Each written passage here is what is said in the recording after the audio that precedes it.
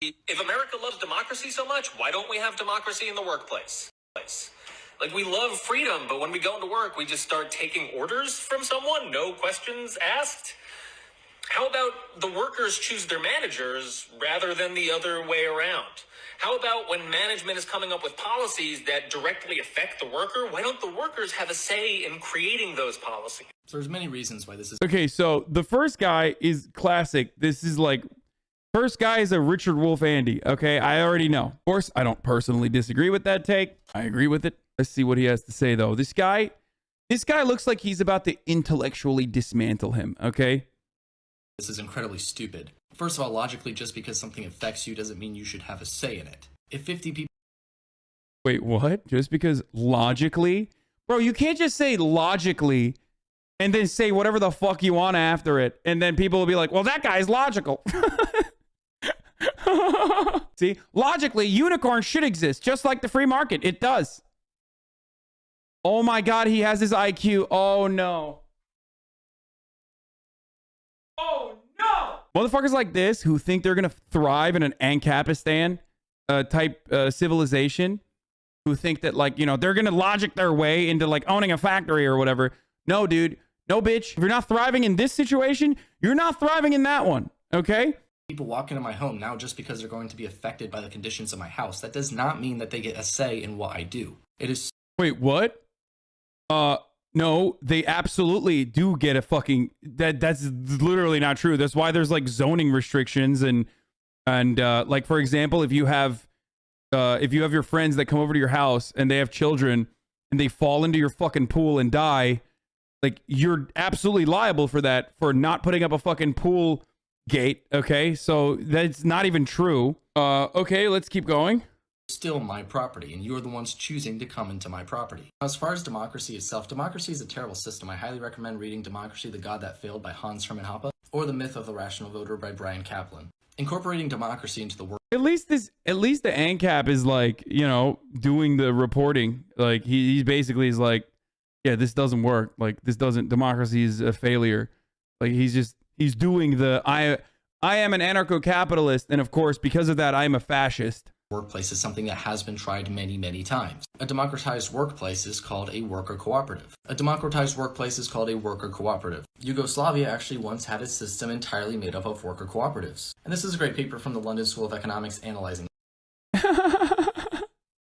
Oh, I wonder what the London School of Economics had to say about fucking Yugoslavia, dude. Let's see. This worker cooperative system in Yugoslavia increased unemployment, decreased job finding rates, even increased the natural rate of unemployment. At one point, more than 20% of the workforce was working in other countries because they couldn't find jobs. Definitely better now. I'm glad that system, you know, that system failed so disastrously that it's now excellent now. In Yugoslavia. The authors pointed out there was much better. Much better. I know I say no Balkan talk, but come on. Okay, come the fuck on, dude. External and internal factors. So one of the major internal factors was distorted labor incentives. If your workplace is a democracy and not a meritocracy, you do not have incentives to perform better. Then we've got this paper from the National... You don't have... Okay, perform better by what metric, dude? By what metric? We never have this conversation. Every time people talk about efficiency, they're talking about efficiency from a capitalist point of view. And yes, if you look at efficiency from a capitalist point of view, obviously, other kinds of organizations are probably not going to look like they're performing better. You have to look at the different kinds of metrics that help, like turnover rate, the workplace conditions, the happiness metrics, even though they're very qualitative and difficult to fucking fully comprehend. You have to look at whether a system that is designed to benefit the many rather than the few is doing a good job of exacting that. Okay, what it set out to do. Also, he said meritocracy is real, which is why I laugh. Obviously, it's not fucking real. Meritocracy is a lie. I'm a dumbass. Look at the amount of success I have. It's so stupid. It's just a way for dummies to make themselves feel better, okay? But when you're this guy, when you're fucking Prax Ben, you're just bootlicking, okay? An anarchist, a Hoppian, neo-reactionary. Was distorted labor incentives. If your workplace is a democracy and not a meritocracy, you do not... If your workplace is a democracy, you have distorted labor, you have distorted labor incentives, dude. Yeah, like what? Fucking better workplace conditions? Like having better benefits, time off? I mean, even if we're not talking about a cooperative, you can literally take this exact same fucking argument and compare it to countries with higher rates of unionization versus countries with lower rates of unionization. Because a cooperative ultimately is enacting the interests of the many, allowing workers to have a say in the process, allowing workers to have a say in how much of the profits go back to them versus how much of the profits actually go to, like, I don't know, marketing and shit like that.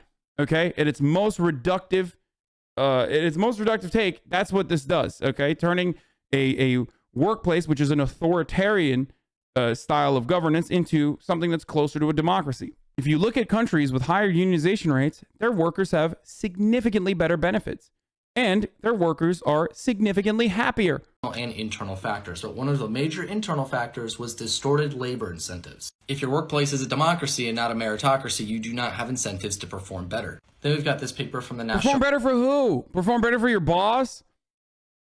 Amazon has incredible workplace... Amazon is a great example of this, okay? Great example of this. Their efficiency is through the fucking roof, dude. But workers are pissing in bottles. Their efficiency is through the roof, but they have to have an ambulance outside of the fucking distribution center because it's a lot cheaper to fucking, you know, send that ambulance back and forth to the hospital than to actually pay for the fucking AC. They're performing really well, though. The efficiency is high. Is that good? No. I feel like maybe there should be a better balance here. If only there was a way to have a say, to have a seat at the table. I'm not saying that the end all be all is cooperative corporations, okay? I don't think that like everything should be a co-op, okay? I'm not one of those individuals. But it's a good start. A lot better than fucking having an authoritarian, an inarguably authoritarian way of organizing your workplace, which is what we exist under currently.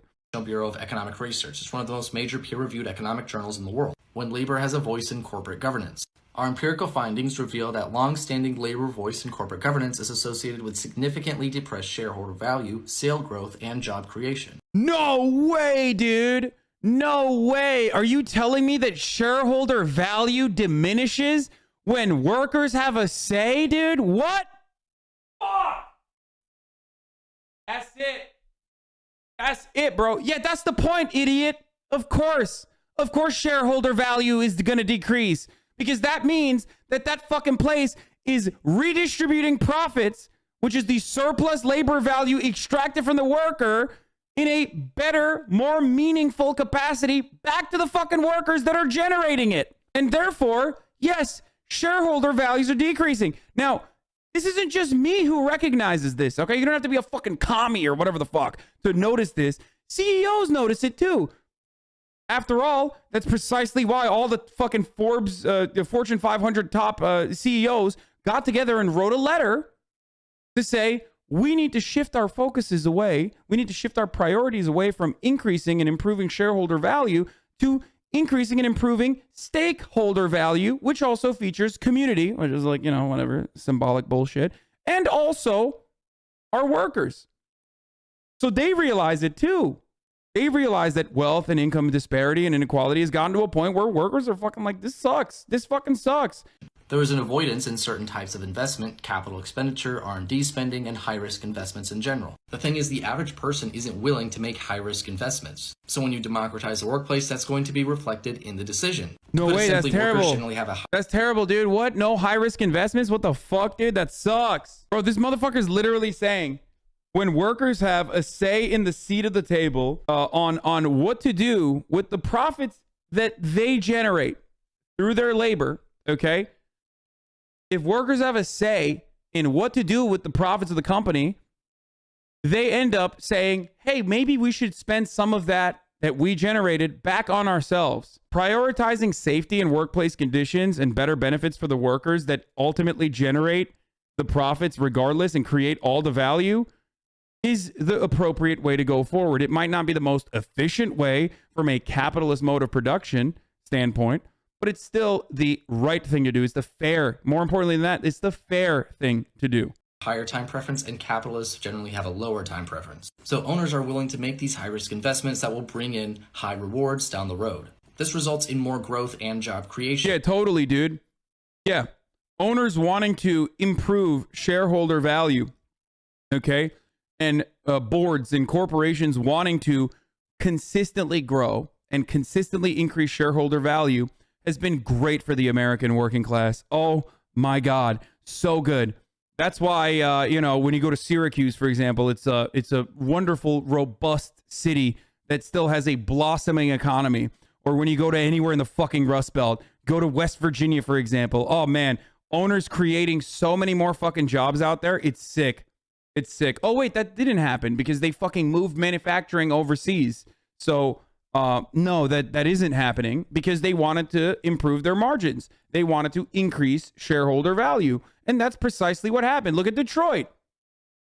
Everywhere else, everywhere in the wealthiest nation on earth, we have fucking ghost towns. Okay? We have been prioritizing the interests of the wealthy that never even stepped foot in the fucking factory floor. Okay? And that could be all of you and even myself in some meaningful capacity because this is just a financialized economy. There's nothing else to do. If you want to even have a nest egg, if you don't want to work for the rest of your fucking life, you have to get a 401k, for example, because we don't even have social safety nets. We don't even have adequate social safety nets for people who are no longer productive laborers, okay? In that system, we prioritize people that are putting money into the stock market rather than people who are actually doing the productive labor. It's hilarious. He's basically arguing that worker co-ops are bad because they don't do capitalism as well. Such an inherent bias from the super rational objective, dude. That's precisely what he's doing here. In this literature review, the findings were still consistent. They found that worker cooperatives tended to have lower pay, and worker cooperatives were constrained by financial difficulties, management inexperience, and interpersonal rivalry. The journals he's citing are looking at socialized workplaces from a capitalist mode of production standpoint. So, of course, the metrics that they've designed the game for are going to be for capitalist metrics. But not only that, but also the last thing I was going to say is like, there aren't that many worker cooperatives. The idea that they're getting paid lower wages is a falsehood, okay? Even unions, which are more or less an entry point, okay? Unions, and there is a million different kinds of empirical studies conducted on this, universally increase your wages.